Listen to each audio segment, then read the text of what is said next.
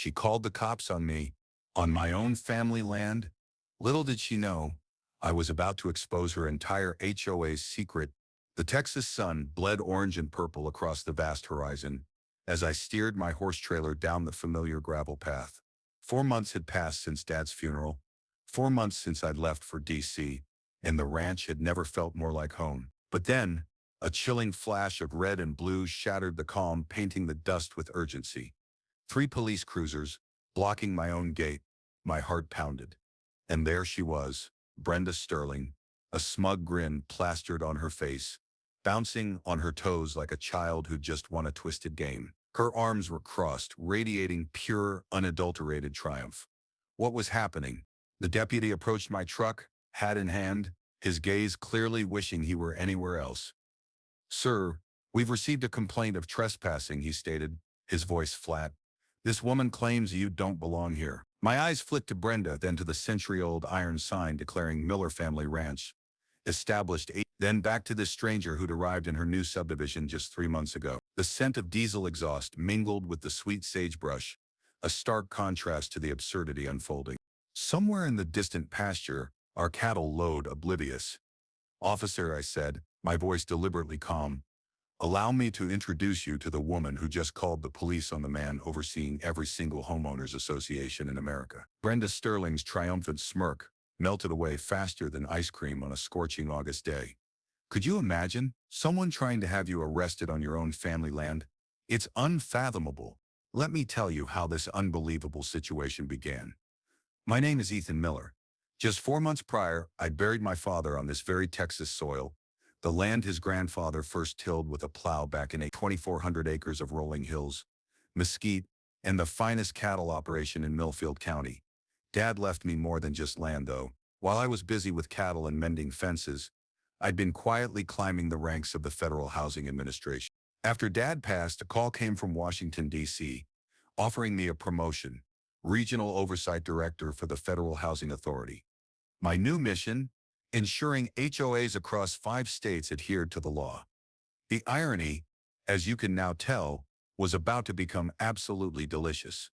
While I immersed myself in uncovering crooked HOA boards and development scams, my loyal foreman, Hank Peterson, was dealing with our new neighbors. They called their development Sagebrush Estates, marketing it as an authentic Western living experience. What a joke.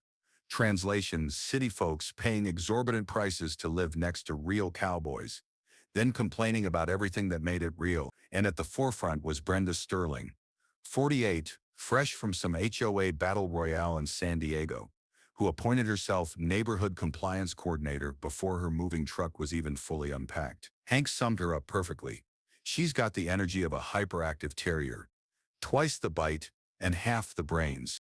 During Brenda's first week, she drove past our ranch twice a day, armed with a measuring tape, a clipboard, and the relentless focus of a health inspector at a dive motel. Hank even caught her photographing our cattle through fence slats, meticulously noting their bathroom habits, as if writing a doctoral thesis on bovine waste management. The deluge of complaints began immediately.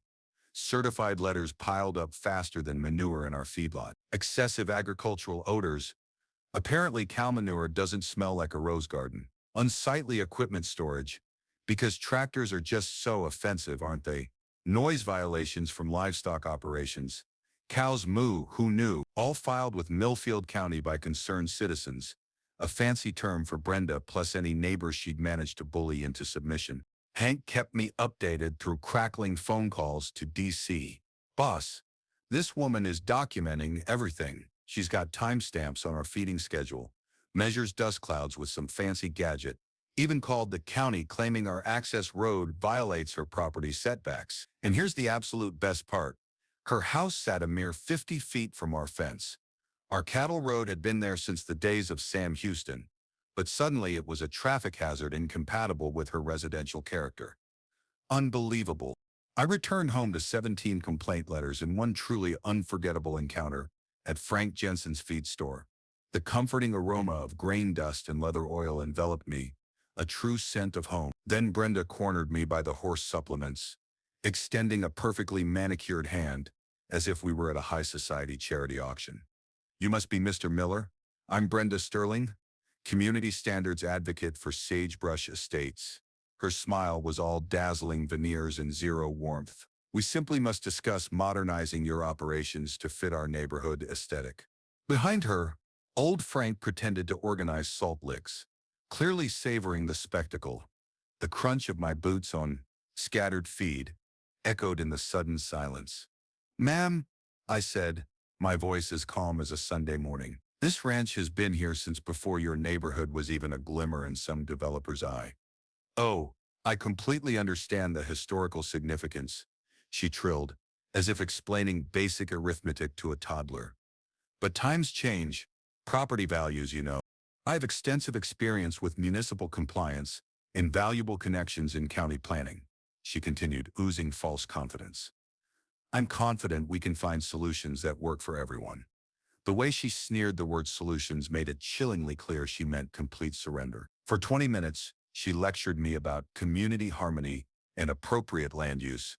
While I simply bought cattle mineral, she redesigned my family's century-old operation right there, never once asking about our history, our legal rights, or if we even cared about her dinner party schedule. She just assumed we'd roll over because Queen Brenda had spoken. The audacity. That night, I sat on the porch where 4 generations of millers had watched storms sweep across these hills. Lightning flickered on the horizon, and I could taste the rain in the air, metallic and electric. The county had scheduled a neighborhood compatibility hearing based on Brenda's endless complaints. She wanted our cattle road moved, our equipment hidden from view, and our feeding schedule changed to fit her social calendar. I sipped my bourbon and smiled. A storm was indeed coming. Brenda Sterling had no idea she'd picked a fight with the one man in America who could shut down her entire HOA with a single phone call. Oh, the sweet irony. Brenda wasted no time. Within a week, she transformed from a solo nuisance into the general of a 3-person army. Behold, the Sagebrush Estates Property Values Committee. Sounds official, doesn't it? Her lieutenants, Bryce Keller, a retired bank manager who hoarded pennies like they were endangered species, and Dana Hutchinson, a former Phoenix City Council member who'd fled Texas to escape the very bureaucracy she'd helped create. They held their first emergency meeting at Brenda's kitchen table, complete with matching folders and a PowerPoint presentation titled Agricultural Operations Impact Assessment. I am not making this up. Hank's security cameras even caught Bryce arriving with a laser pointer and a portable screen, as if they were planning a military invasion, not harassing a peaceful cattle ranch. Then came the truly beautiful irony. Brenda decided to research me online and stumbled upon my federal position as Regional Oversight Director.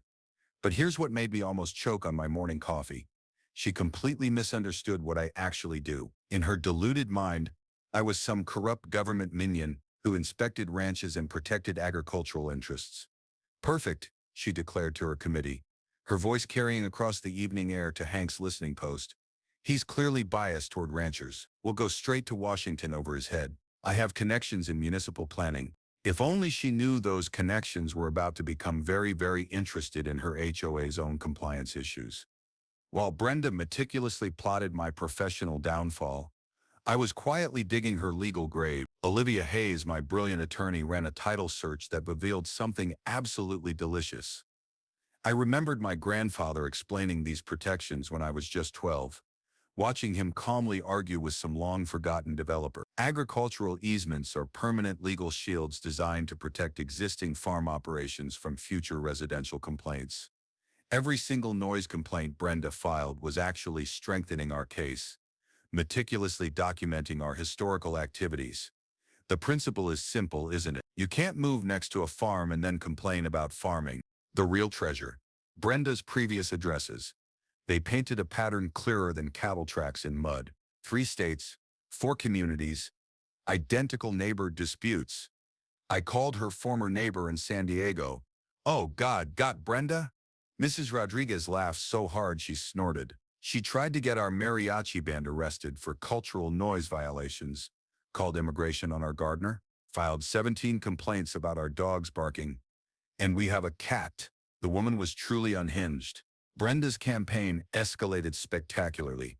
She hired a high-priced Austin law firm specializing in nuisance abatement, fancy words for legal bullying. The stench of expensive trouble wafted from their demand letter like overpriced cologne. They threatened lawsuits for diminished property values and demanded the immediate cessation of incompatible agricultural activities. Her documentation project reached obsessive new heights. Brenda measured noise with a decibel meter during our 6 a.m. feeding routine, the electronic beeping echoing across the pasture like some demented alarm clock. She photographed every single cow pie within 50 yards of her fence. Hank even caught her standing on a ladder, taking aerial photos of our equipment yard as if conducting military reconnaissance. She was truly insane, but the community rallied faster than horses to grain. Frank Jensen banned Brenda from his feed store after she demanded to inspect our delivery trucks. Maria Sanchez, who runs the county's best diner, told Brenda her dress code suggestion for customers could be filed under places the sun don't shine. That woman, Maria fumed, sliding coffee across the scarred counter, complained about my chicken and dumplings being too ethnically aromatic. In Texas, that audacity could choke a horse. The thud of Maria's coffee pot hitting the burner punctuated her disgust like a judge's gavel. Brenda's legal team escalated with their first official demand: cease cattle operations within 200 yards of residential property, relocate equipment storage, establish sound barriers for livestock areas. The cost estimate, a cool $30,000–$40,000 in ranch modifications, all to accommodate neighbors who'd moved next to an existing operation. She launched a Facebook campaign called Millfield County Rural Reform, posting professionally photographed evidence of our violation. Half her photos showed normal ranch activities that had been legal since before Texas was a state. The other half documented our cattle doing revolutionary things like eating grass and simply existing as cows. It was truly comedy gold. But the entertainment peaked when Brenda measured our fence height with a surveyor's rod, documenting potential sightline violations. Bessie, our most social heifer, wandered over to investigate this strange human behavior. Brenda shrieked like she'd encountered a grizzly bear and bolted for her SUV, abandoning expensive equipment in her panic. "Boss," Hank called, barely suppressing his laughter, "I got video of our neighbor being chased by a 1,000-pound cow who just wanted to say howdy. This beats cable TV." The county scheduled our neighborhood compatibility hearing for next month. Brenda was absolutely convinced her charts, graphs, and multimedia presentation would prove our ranch was an anachronistic nuisance, utterly incompatible with modern residential development. What she didn't know was that I'd already spoken with David Clark, the county planning director and Dad's old fishing buddy. David reviewed our agricultural easement and laughed so hard, coffee shot out his nose. "Ethan," he chuckled, "this woman's complaints are legally meaningless. Your protections predate her subdivision by a century, but let her have her hearing. It might be educational for everyone involved." Brenda believed she was building an airtight case against us. In reality, she was meticulously documenting precisely why agricultural protections exist and why HOAs cannot, under any circumstances, override century-old property rights. Brenda's war machine kicked into overdrive. She launched Millfield County Rural Reform with a sleek professional website featuring dramatic photos of our ranch operations. Apparently, grazing cattle qualified as visual pollution in her warped world. She contacted Channel 7 about outdated agricultural exemptions hurting innocent homeowners and organized a petition drive demanding ranch modernization requirements. I'll give her credit, the woman was incredibly thorough. She even unearthed our property tax records and filed a complaint claiming the ranch was underassessed compared to residential properties. The stench of bureaucratic meddling hung in the air like diesel exhaust on a still morning. But here's where Brenda's amateur detective work backfired with spectacular force. She discovered I owned mineral rights under a portion of her precious subdivision, information that's public record if you know where to look. Most people don't grasp that in Texas, mineral rights often remain with the original landowners even when the surface land is developed.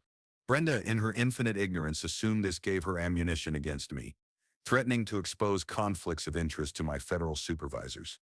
She had no clue that owning mineral rights actually strengthened my legal position, while her complaints were meticulously building a beautiful case for harassment against her. Watching someone dig their own grave with such fervent enthusiasm was almost painful. I responded with the calm patience my grandfather had taught me when dealing with spooked cattle: steady, strategic, unyielding. Olivia began meticulously documenting Brenda's relentless harassment for a potential restraining order. I continued my federal HOA oversight training through online modules, learning fascinating details about communities that spectacularly failed to meet their development obligations. The ranch community rallied around us. Just as true neighbors should, the Ranchers Association offered legal fund assistance, though we weren't quite ready to accept it. Millfield High School's FFA chapter penned a powerful letter supporting our operations. Those kids understood agriculture far better than most adults. The Chamber of Commerce passed a resolution championing agricultural heritage, and 3 subdivision residents even privately apologized, bravely distancing themselves from Brenda's misguided crusade. Brenda's next move revealed just how utterly disconnected she was from Texas law.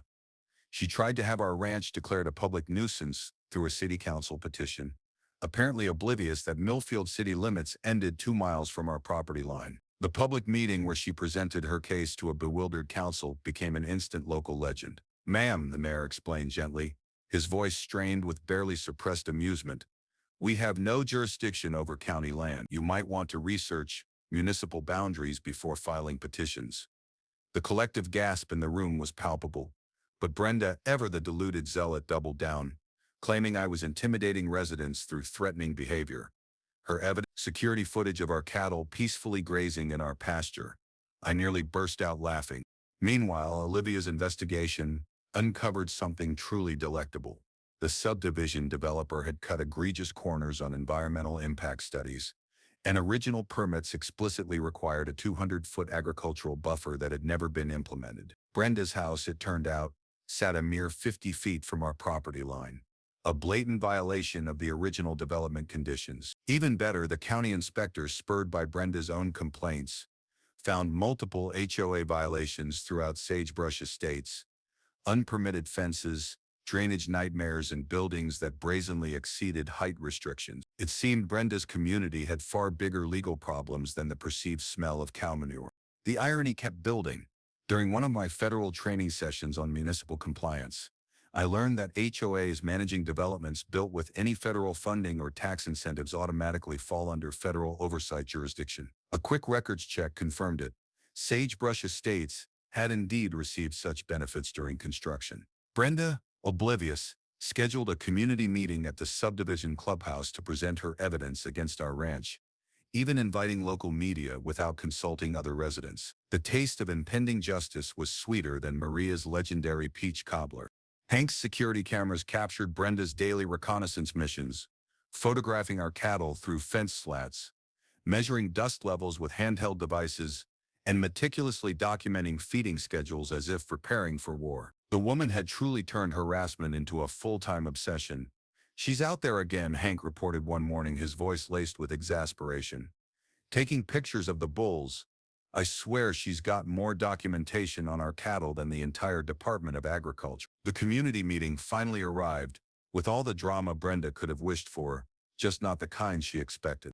Only 15 residents showed up, mostly out of morbid curiosity rather than genuine support. Brenda, undeterred, launched into her slideshow complete with dramatic music and professional graphics, detailing every alleged violation our century-old ranch committed against her 3-month-old sensibilities. Then I arrived, uninvited, but perfectly within my rights as a county resident. Brenda's face cycled through surprise, anger, and utter panic, as I calmly, methodically addressed each of her complaints with documented facts and irrefutable legal precedents. "Miss Sterling," I said, my voice resonating from the back of the room, "you're asking a 150-year-old ranch to change its operations for a subdivision built 3 months ago. That's like moving next to an airport and then complaining about airplane noise." Several residents immediately began asking pointed, uncomfortable questions about Brenda's previous neighbor disputes. Her meager support evaporated faster than morning dew in August heat. The county planning office announced a full review of the subdivision's permit compliance, directly triggered by all those complaints Brenda herself had filed. Sometimes, the best revenge is letting someone meticulously hang themselves with their own rope. Brenda finally realized her media strategy had backfired spectacularly. Her legal threats were utterly toothless, and her community was turning against her. But like a wounded, desperate animal, that's when she became most dangerous. The real fun, I knew, was just beginning. Brenda's desperation led her straight to Channel 7's investigative team with a story pitch that would have made Hollywood screenwriters green with envy. Federal employee abuses power to intimidate neighbors. She provided heavily edited footage of our ranch operations, emphasizing dust clouds and morning feeding noise, claiming to represent dozens of affected families in her righteous fight against government corruption. Oh, the delusion. I imagine the stench of her own panic must have been overwhelming because Brenda was making rookie mistakes left and right. And this, my friends, is where her media gambit exploded in her face like a faulty firework. Reporter Jake Morrison, a tenacious journalist, started investigating, but instead of focusing on ranch violations, he quickly uncovered Brenda's extensive trail of neighbor disputes across 3 states.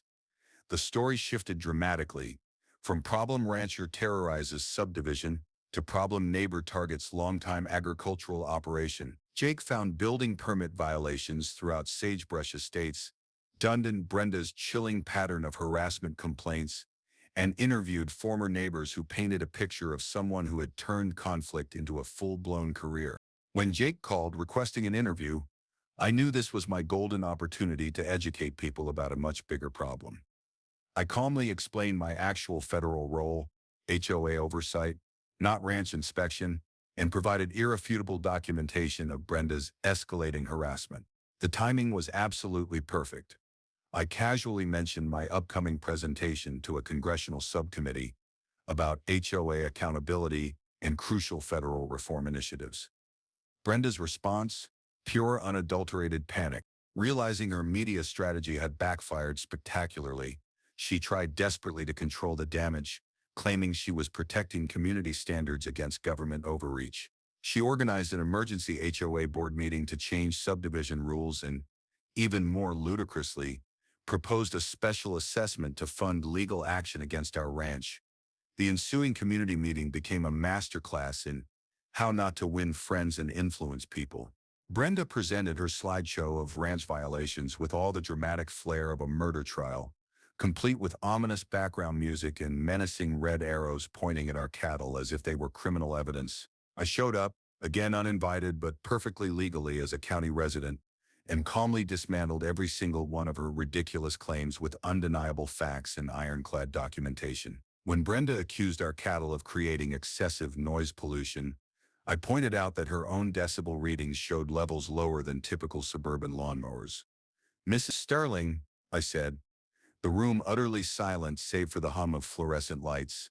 "According to your own meticulous measurements, our cattle register at 45 dB during feeding time. Your neighbor's leaf blower, by contrast, hits 70 dB every Saturday morning." Several residents immediately started asking uncomfortable questions about Brenda's previous legal disputes. It turns out people don't appreciate being misled into potential litigation that could cost them thousands in special assessments. What a shocker.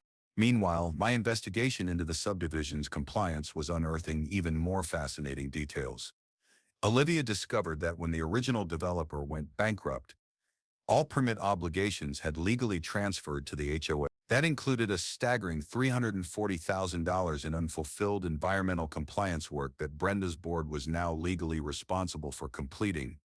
The subdivision's HOA, it turned out, lacked any legal standing whatsoever to challenge our operations. After all, the original developer had included protective clauses for adjacent agricultural use, standard practice when building near existing farms. Brenda's proposed special assessment required 75% resident approval, and support was evaporating faster than puddles in the scorching July heat.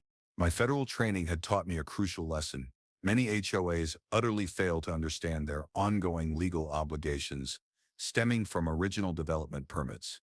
When developers cut corners or go bankrupt, homeowners unwittingly inherit problems they never knew existed. It's a nationwide issue costing communities millions annually.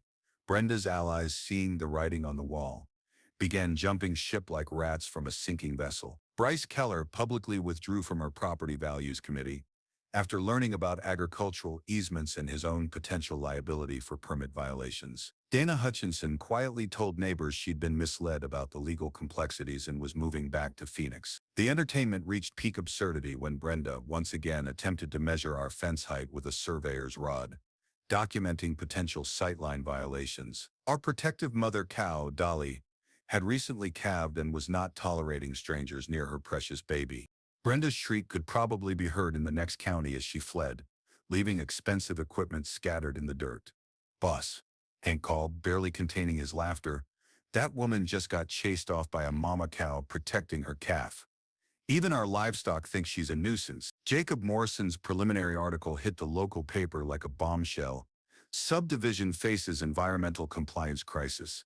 The piece detailed permit violations, financial mismanagement, and legal obligations that could bankrupt individual homeowners through massive special assessments. Brenda finally realized her relentless complaints had triggered the exact investigation that now threatened her own property value and financial stability. Every noise violation she'd meticulously documented created evidence supporting our ranch's historical operations. Every agency she contacted was now scrutinizing her community's compliance failures. The county planning office announced an accelerated review of subdivision permits, directly triggered by the sheer volume of complaints Brenda had filed. Environmental agencies were asking pointed questions about drainage, sound barriers, and buffer zones that should have been completed years ago. Brenda had spent months trying to prove our ranch was incompatible with residential development. Instead, she had meticulously documented precisely why agricultural protections exist and definitively demonstrated that her subdivision was the real problem. The trap had been set by her own hand. She just didn't realize she was standing squarely in it. What poetic justice. Olivia's title search hit the jackpot on a Tuesday morning that changed absolutely everything.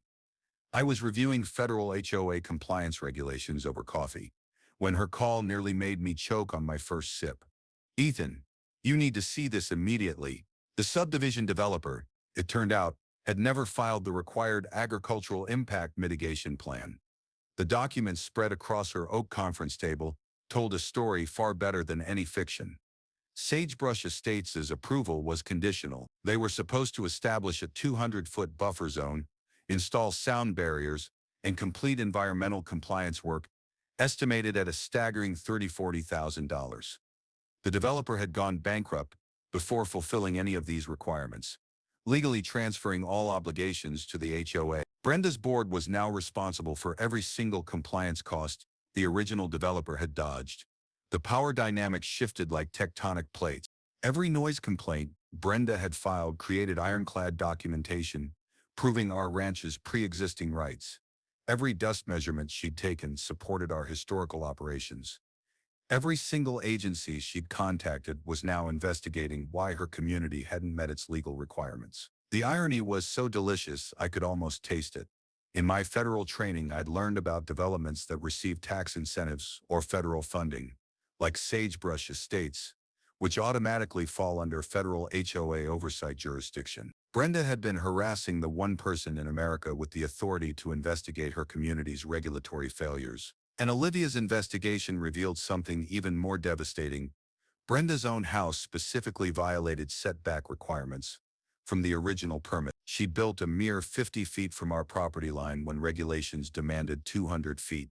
Her dream home was, technically, an illegal structure. "This gets even better," Olivia continued, sliding another document across the table. "The subdivision's stormwater management system relies on natural drainage through your ranch property. The original permits explicitly acknowledged this dependency. Restricting your operations could cause flooding throughout their entire community."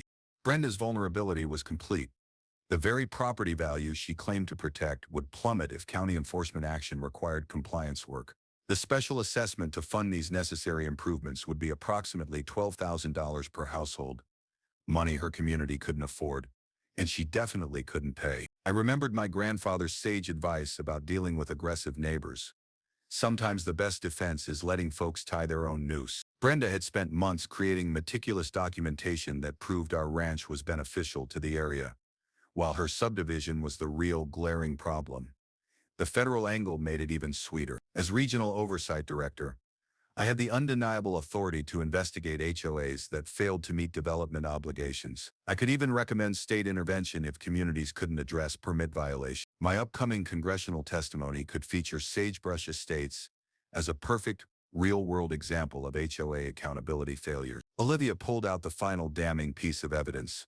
Financial records showing the subdivision's HOA had failed to file required annual reports for 2 consecutive years. In federal oversight terms, they were operating as an unregulated entity while managing a development built with public tax incentives. Brenda doesn't understand what she's unleashed, Olivia said, organizing the documents into neat stacks. Every complaint she filed helps us. She's documented why your ranch should stay exactly as it is while proving her community violated multiple regulations. The beautiful truth crystallized like morning frost. I didn't need to fight Brenda directly. Her own actions would force her community to address their very real problems, while leaving our ranch protected by law. She had become the architect of her own spectacular destruction. Brenda thought she was David fighting Goliath. In reality, she was Goliath, meticulously falling on her own sword while David watched from a safe, strategic distance. The taste of justice was sweeter than Maria's apple pie and twice as satisfying. Brenda's relentless harassment campaign had triggered investigations that would either bankrupt her community or force them to spend hundreds of thousands of dollars fixing problems they'd ignored for years. All I had to do was continue our normal ranch operations while Brenda's house of cards collapsed under the crushing weight of her own complaints. It was time to assemble the cavalry. Olivia Hayes spread legal documents across her conference table, like a general planning a decisive military campaign. Hank Peterson arrived with 40 years of ranch operation records, proving our historical precedents down to the very day we first drove cattle down that disputed road. Maria Sanchez offered her diner as neutral meeting ground and promised the best coffee in 3 counties to fuel our strategy sessions. David Clark from County Planning brought the bureaucratic firepower, meticulously explaining how permit enforcement worked and agreeing to accelerate the subdivision's compliance review. Channel 7's Jacob Morrison wanted exclusive access to our story as it unfolded. The man could practically smell a regional Emmy in the making. Our 3-pronged strategy emerged over Maria's legendary chicken fried steak and strong black coffee that could wake the dead. The legal track was Olivia's domain. We'd file a counter-complaint against the subdivision for permit violations, request county enforcement of original development conditions, and prepare meticulous documentation for my potential restraining order against Brenda. As backup, I'd ready a federal HOA compliance investigation, the nuclear option that could effectively shut down their entire community governance. Olivia's research had revealed something truly fascinating about agricultural easements, a detail I'd learned from my grandfather but never fully appreciated. These protections aren't just suggestions, they are permanent legal shields that run with the land forever. When developers build near existing farms, they are explicitly acknowledging that agricultural activities take precedence. You cannot buy property next to a working ranch and then demand it stop working. It's simply illogical. The community track required more finesse. I coordinated with the Ranchers Association to demonstrate unified support at the upcoming county meeting. We arranged heartfelt testimonials from longtime residents about our ranch's undeniable community value. People who remembered my father helping during the '98 flood and my grandfather donating land for the volunteer fire station. Local businesses were already rallying behind us. Frank Jensen meticulously documented how Brenda's complaints affected his feed store customers. Dr. Sarah Martinez, our veterinarian, prepared statements about our exemplary animal care standard. Even the postmaster offered to testify about our impeccable road safety record. Not a single mail delivery incident. We planned a grand heritage day at the ranch, showcasing our historical significance to the community. The enticing aroma of barbecue smoke and the joyful sound of fiddle music would unequivocally demonstrate what authentic Western heritage truly meant, not Brenda's sanitized suburban fantasy. The federal track was my specialty. During my Washington training, I'd learned that developments receiving any federal funding or tax incentives automatically qualify for federal HOA oversight review. Sagebrush Estates had indeed received precisely those benefits, making them undeniably subject to federal accountability standards they'd been brazenly ignoring for years.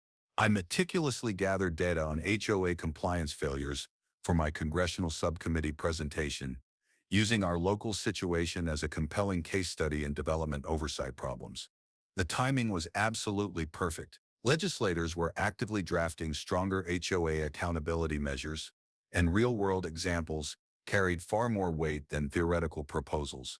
My federal colleagues were utterly fascinated by the agricultural angle. Many rural communities face similar pressures from relentless suburban expansion, and our case could establish crucial precedents protecting agricultural operations nationwide. The economic analysis was compelling. Our ranch provided a staggering $180,000 annually in local economic activity through feed, veterinary, and equipment purchases. Hank's security footage became absolutely crucial evidence. We had irrefutable documented proof of Brenda's daily harassment, measuring fence lines at dawn, photographing cattle through slats, following our supply trucks, and conducting what could only be described as agricultural surveillance. The woman had truly turned neighbor complaints into a full-time deranged obsession. Environmental impact assessments revealed the beautiful irony. Our ranch operations actually improved local air quality and soil stability compared to intensive residential development.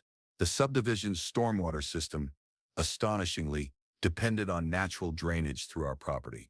Original permits explicitly acknowledged this relationship, making our operations essential to their community's environmental compliance. During one strategy session at Maria's Diner, the pieces clicked together like a perfectly oiled machine. Every aggressive move Brenda made created more damning documentation of her harassment. Her relentless complaints to multiple agencies had actually accelerated regulatory review processes. Community support was solidifying like concrete as her tactics became increasingly extreme.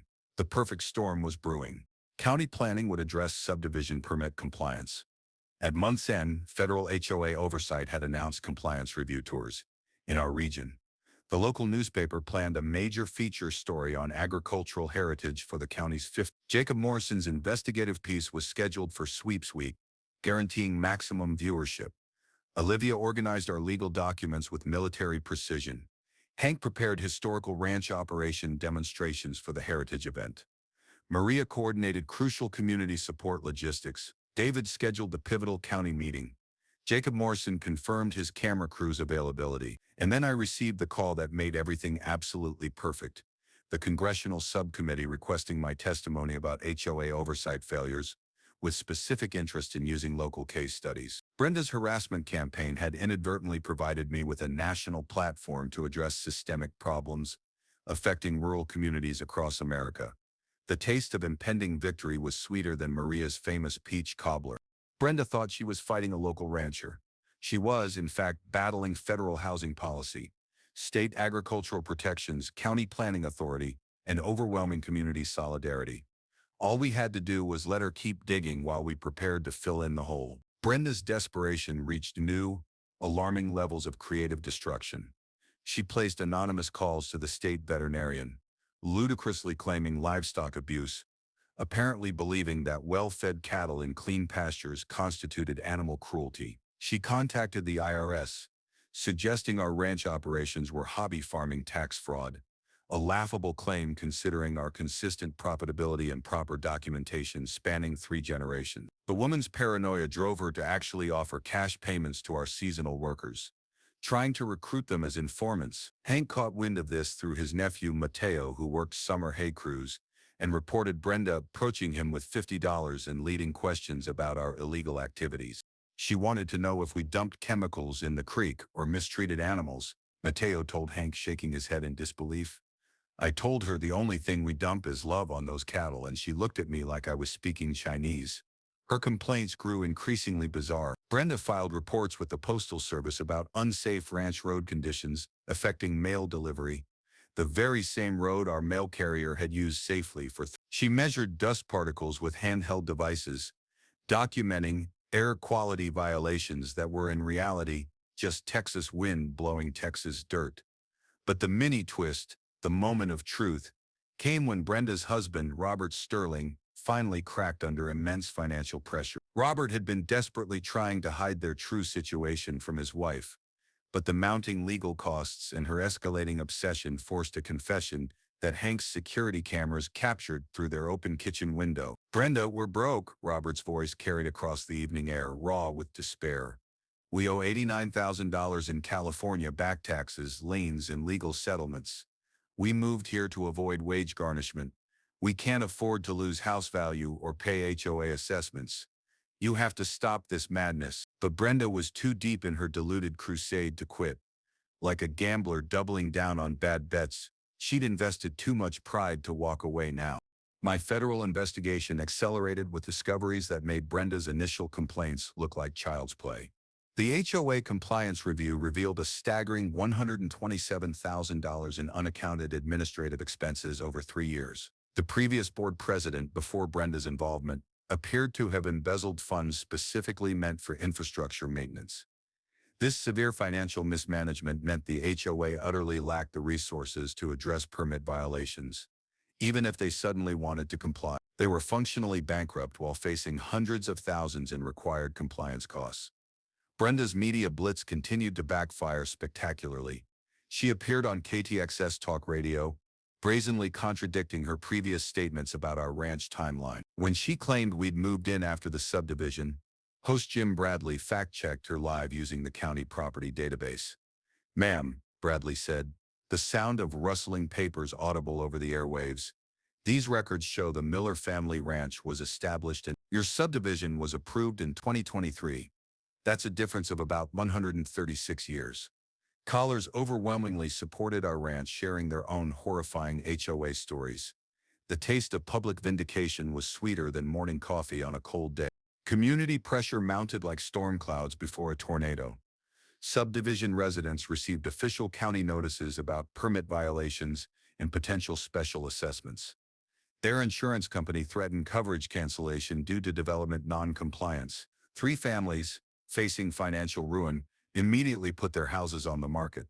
The HOA board called an emergency meeting to discuss removing Brenda from all leadership positions. Even her most loyal supporters were abandoning ship as the legal and financial consequences became undeniably clear. Meanwhile, I maintained a strategic, unwavering silence, continuing normal ranch operations while Brenda meticulously created chaos around herself. My federal training had taught me that the best way to handle unstable situations is through calm consistency. Document everything, respond factually when contacted, but never escalate unnecessarily. Environmental consultants delivered damning reports that utterly destroyed Brenda's remaining arguments. Our ranch operations actually improved local water table management through natural drainage patterns. The subdivision's stormwater system relied entirely on this drainage flowing through our property, a crucial dependency acknowledged in the original development permit. Removing or restricting our operations could, unbelievably, cause widespread flooding throughout the subdivision during heavy rains. Brenda's complaints, in a twisted irony, threatened the very infrastructure her community depended on for basic safety. Her former allies jumped ship faster than rats from a burning barn. Bryce Keller publicly resigned from the Property Values Committee, citing grave concerns about legal liability and the factual inaccuracies in their campaign. Dana Hutchinson moved back to Phoenix, telling neighbors she was utterly tired of manufactured drama and wanted to escape before the inevitable special assessments hit. Only one resident still supported Brenda, a recent arrival who hadn't researched the legal complexities and would soon discover the devastating financial implications of her loyalty. Brenda's harassment escalated to truly dangerous criminal levels. She actually blocked our supply truck at the subdivision entrance, demanding to inspect cargo like some self-appointed customs agent.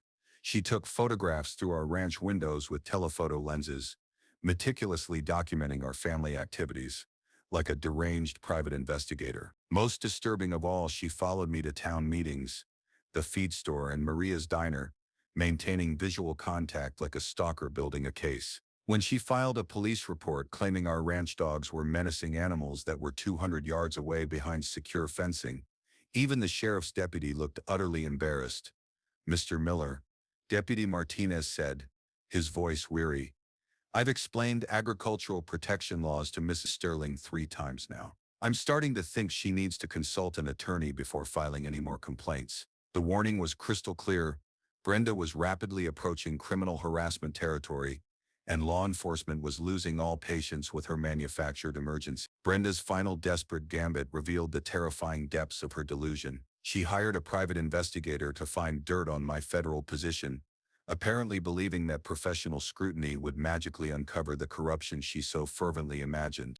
She contacted congressional representatives, falsely claiming federal employee abuse of power, and attempted to organize a multi-county agricultural reform movement that attracted exactly 0 supporters outside her subdivision. Her crowdfunding campaign told the whole pathetic story. The GoFundMe for legal expenses to fight government corruption raised a meager $30,000 in 3 weeks, mostly from relatives who probably donated out of pity rather than principle. The investigation she'd commissioned backfired like a defective firework. The private investigator discovered my exemplary federal service record, numerous commendations for community involvement, and absolutely 0 conflicts of interest. When congressional staffers looked into her complaints, they quickly found Brenda's extensive history of frivolous lawsuits across multiple states and dismissed her allegations as the ravings of a serial complainer. The Federal Ethics Review cleared me completely while commending my volunteer work with agricultural preservation programs. Brenda's credibility evaporated like morning dew in August heat. Meanwhile, the subdivision crisis deepened beyond anyone's worst nightmares. The county issued a formal compliance order with a strict 90-day deadline to address permit violations or face immediate legal action. The HOA board voted unanimously to remove Brenda from all leadership positions, finally realizing she'd become a dangerous liability threatening everyone's financial stability. The emergency special assessment was approved at a staggering $12,500 per household, money most residents didn't have and couldn't borrow against homes that were plummeting in value daily. 6 more families listed properties for sale, flooding the local market and driving prices down even further. Brenda's harassment escalated into textbook stalking behavior. She followed my truck with her SUV, taking photographs while driving dangerously close. Hank's security cameras captured her parking outside our property for hours using binoculars to observe our activities like some deranged wildlife researcher. She even approached our customers and suppliers at the feed store, attempting to disrupt business relationships with wild, nonsensical stories about illegal operations and government cover-ups. Frank Jensen finally banned her from his property after she accused him of participating in agricultural conspiracy theories. The woman created fake social media accounts to spread baseless rumors about our ranch operations, posting elaborate theories about federal corruption and environmental violations. The posts were so utterly unhinged that most people assumed they were parody accounts, hilariously making fun of HOA extremists. Legal intervention became not just necessary but inevitable. Olivia Hayes filed a restraining order petition with extensive, meticulously documented evidence of Brenda's escalating harassment pattern. The sheriff's office, having had enough, recommended criminal stalking charges based on her behavior escalating from mere complaints to surveillance to direct, frightening confrontation. The county attorney reviewed our case for possible criminal harassment prosecution. Judge Williams swiftly granted a temporary protective order, requiring Brenda to stay 500 yards from our ranch property, essentially barring her from half the county roads she'd been using for her deranged surveillance. Media attention peaked when Channel 7 aired Jacob Morrison's full investigative piece, When HOAs Go Wrong, A Texas Tale. The story focused on development permit failures, financial mismanagement, and crippling legal obligations that could bankrupt individual homeowners through special assessments. Morrison interviewed longtime residents who passionately praised our ranch's invaluable community contributions. Contrasted with Brenda's meticulously documented harassment campaign, the piece exposed not just local drama, but systemic problems with HOA accountability nationwide. The federal spotlight intensified when the congressional subcommittee scheduled hearings on HOA oversight reform. My testimony would feature Sagebrush Estates as a stark case study in regulatory failure, and national media quickly picked up the story as a prime example of suburban-rural conflict gone terribly wrong. Federal housing officials announced stricter HOA compliance requirements, partly based on our very situation. Brenda's local harassment had, ironically, inadvertently triggered national policy discussions about development accountability. Her support system collapsed completely. Robert threatened divorce if the harassment continued. Their adult children refused to visit due to her embarrassing public behavior and escalating legal troubles. Remaining neighbors actively avoided contact, or, even better, considered their own legal action against her. The HOA attorney wisely advised the board to distance themselves completely from Brenda's actions to avoid liability.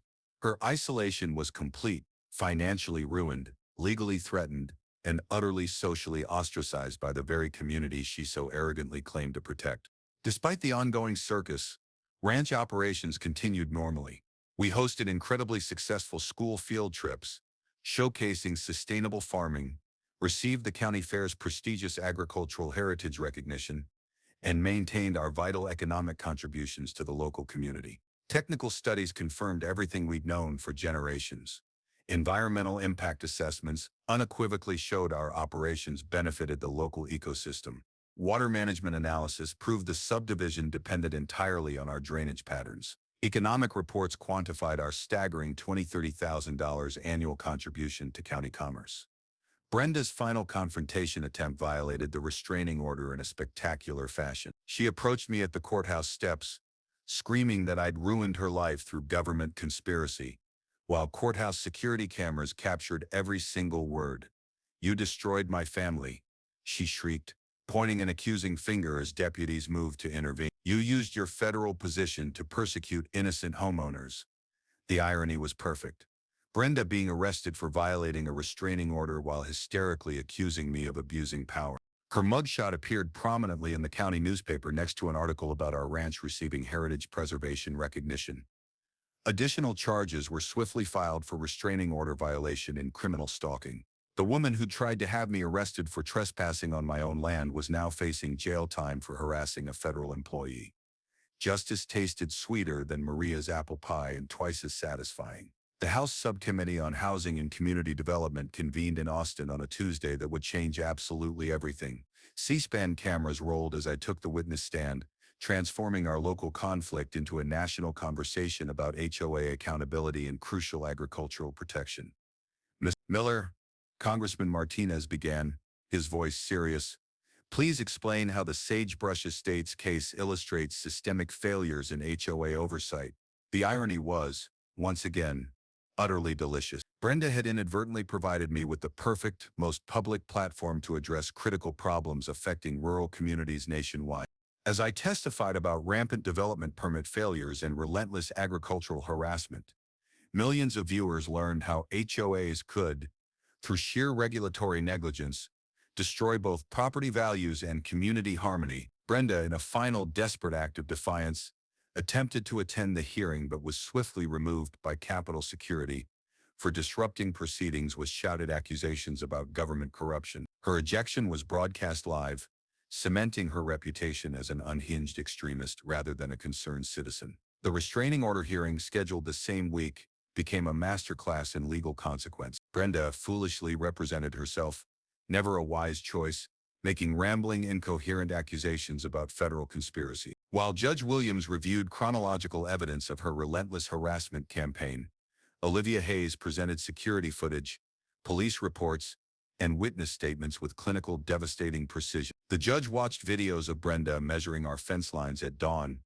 photographing cattle through slats, and following my truck through town with obvious surveillance intent. "Miss Sterling," Judge Williams said, his voice carrying the weight of 30 years on the bench, "this court finds your behavior constitutes systematic harassment of law-abiding agricultural operations. The evidence unequivocally demonstrates a clear pattern of escalating misconduct that gravely threatens public safety." The permanent restraining order expanded the protective perimeter to 1,000 yards. Criminal stalking charges were immediately referred to the district attorney, and court costs and legal fees were awarded to our ranch. Money Brenda, of course, couldn't afford to pay. Outside the courthouse, the media circus reached peak intensity. National news trucks lined the square, while Brenda gave an impromptu press conference that obliterated any remaining shred of credibility she might have had. She contradicted earlier statements, claimed I controlled the government, and hysterically accused our ranch of destroying her family. The video went viral within hours. The hashtag #JinHO trended nationally with 2.3 million views in the first day, becoming a cautionary tale about suburban entitlement and relentless rural harassment. Late-night comedians gleefully made jokes about measuring cow manure and calling the police on century-old ranches. My congressional testimony generated immediate, profound policy impact. The subcommittee adopted my recommendations for federal HOA oversight reform, including stronger explicit protections for agricultural operations adjacent to residential developments. New requirements for development permit compliance monitoring would prevent future Brenda situations from ever arising again. A $50 million federal grant program for agricultural heritage preservation was proudly announced, directly inspired by our case. The program would help family farms resist relentless development pressure while maintaining vital community character. County commissioners formally recognized our ranch as an agricultural heritage site, adding state historical protection that Brenda could never ever challenge. The local tourism board created popular working ranch tours featuring our operation, generating additional revenue while educating visitors about authentic agricultural heritage. Property values in our area, contrary to Brenda's dire predictions, actually increased due to the heritage designation. Neighboring landowners enthusiastically thanked us for protecting rural character against relentless suburban encroachment. Sagebrush Estates, by contrast, faced harsh inevitable consequences. The HOA finally completed required permit compliance at a staggering cost of $380,000, forcing special assessments that bankrupted 3 families and caused 6 more to sell their homes at significant, heartbreaking losses. Property values plummeted as word spread about the regulatory failures and financial mismanagement. The new HOA board, wise from experience, implemented strict anti-harassment policies. Recognizing that Brenda's behavior had created immense legal liability for the entire community, they publicly apologized to our ranch and established cooperative agreements for mutual benefit. Brenda's personal downfall was complete and utter. Her house entered foreclosure due to insurmountable legal costs and those dreaded California back taxes. Robert filed for divorce, citing irreconcilable differences and ironically seeking restraining orders of his own against her. Their adult children refused further contact, utterly embarrassed by her public behavior and legal troubles. She moved out of state with no forwarding address, leaving behind a devastating trail of legal judgments and unpaid debts. The criminal stalking case proceeded to trial, where she eventually pleaded guilty to avoid jail time. Federal policy changes emerged directly from our situation. New regulations now required HOA disclosure of all permit compliance obligations to potential buyers. Agricultural protection laws were significantly strengthened in federal housing programs. Frivolous complaint penalties increased dramatically for harassment cases. Regional oversight directors gained expanded authority to investigate HOA abuse patterns, preventing future agricultural harassment campaigns from ever taking root. Our case became the definitive model for rural-suburban conflict resolution nationwide. And the ultimate mic drop moment came during my final television interview with Jacob Morrison. When he asked about Brenda's legacy, I revealed the ultimate exquisite irony. She never researched the property she bought. Agricultural easements, I explained, were clearly marked on the original disclosure documents. She had even signed an acknowledgement of agricultural activities during her home purchase. Her entire relentless complaint campaign had violated her own contractual agreements. The courthouse square erupted in raucous laughter from supporters who'd gathered to watch the live broadcast. Brenda's final TV appearance ended with her storming off set after Morrison calmly read her own signed property disclosure, acknowledging ranch operations and agricultural easements. Justice had been served with a side of poetic irony that would be remembered for generations. 6 months later, life had settled into a rhythm sweeter than honey from our own beehives. The Miller family ranch proudly earned Century Farm designation from the state agriculture department, joining an elite group of family operations that had survived multiple generations of change.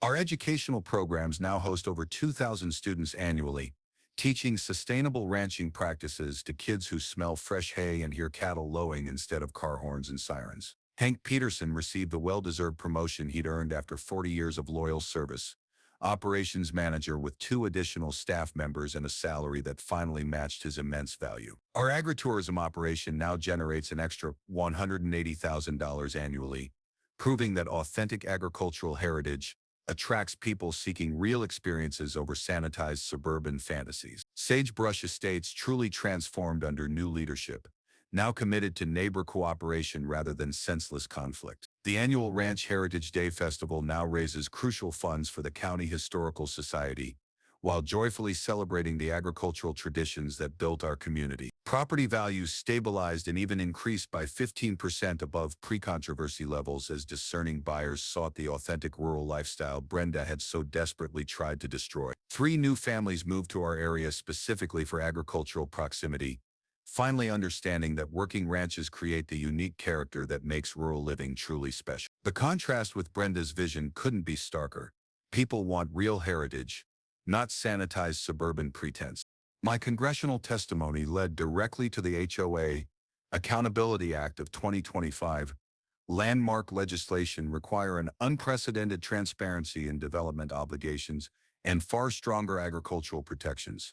The federal grant program funded 47 agricultural preservation projects in its first year, saving precious family farms from relentless development pressure nationwide. Our case became the definitive template for rural-suburban conflict resolution, now studied in law schools and planning departments, as a powerful example of how unwavering community solidarity triumphs over individual harassment. The model prevents agricultural harassment while simultaneously protecting property rights for everyone involved. Brenda's aftermath, however, was far less inspiring. She pleaded guilty to criminal stalking charges, receiving a probated sentence and mandatory counseling for her egregious harassment behavior. The divorce was finalized, with Robert keeping their remaining assets, while Brenda moved to Oregon with no forwarding address and deleted all her social media accounts. She became a cautionary tale in HOA management training programs, the perfect chilling example of how individual obsession can utterly destroy entire communities. Property management companies now commonly use Brenda's Law as shorthand for policies preventing harassment of neighboring agricultural operations. Legal precedents from our case strengthened agricultural protection legislation in 12 states. HOA insurance rates increased for communities with harassment liability, creating strong financial incentives for responsible neighbor relations. Property disclosure requirements expanded significantly to include agricultural easements, preventing future buyers from ever claiming ignorance about rural activities. Educational initiatives flourished beyond our wildest expectations. The Ranch Scholarship Fund now provides $50,000 annually for deserving agricultural students, many of whom return to strengthen our vibrant local farming community. Our partnership with Texas A&M produces groundbreaking research on sustainable ranching that benefits operations throughout the Southwest. The 4-H program expansion reaches 340 rural youth across the region, teaching invaluable lessons in livestock management, environmental stewardship, and agricultural business principles. Conservation easements now permanently protect our ranch from future development pressure, ensuring these vital educational opportunities continue for generations to come. Our media legacy continued to grow. The documentary Fences and Neighbors won prestigious regional film festival awards. My book, When HOAs Attack Agriculture, became a national bestseller among rural property owners, and my speaking tours reached over 50,000 homeowners, passionately educating them about property rights and responsible neighbor relations. My consulting business successfully helps resolve similar rural-suburban conflicts, with 23 successful mediations preventing costly litigation and community destruction. Sometimes the best solutions truly come from understanding rather than fighting. Personal happiness beautifully completed the picture. Olivia and I married in a heartfelt ceremony at the ranch chapel, my great-grandfather lovingly built, surrounded by cherished family, dear friends, and the very cattle that started this whole incredible adventure. We adopted 2 wonderful children from the foster system, raising them on this working land where they learn responsibility, respect, and the enduring value of honest work. Property tax revenue increases from heritage tourism now proudly support county schools and vital services. Local businesses report a fantastic 25% increase in agriculture-related sales. Tourism brings a staggering $400,000 annually to Millfield County, proving that authentic rural heritage creates prosperity for everyone. The bigger picture shows lasting, profound change. Federal HOA reform now prevents an estimated 10,000 harassment cases annually. Agricultural preservation funds save 127,000 acres from inappropriate development, and rural-suburban mediation programs resolve conflicts before litigation utterly destroys communities. As sunset paints the sky in glorious shades of orange and purple, I watch our children play freely in the ranch yard while Olivia lovingly tends her vegetable garden. Tour buses arrive for our evening educational programs, the county sheriff waves a friendly greeting, and our cattle graze peacefully in pastures that have fed families for over a century. Sometimes the best way to handle a bully is simply letting them defeat themselves. Property rights research before buying saves everyone headaches later. And true community healing happens when good people bravely stand up for what's right.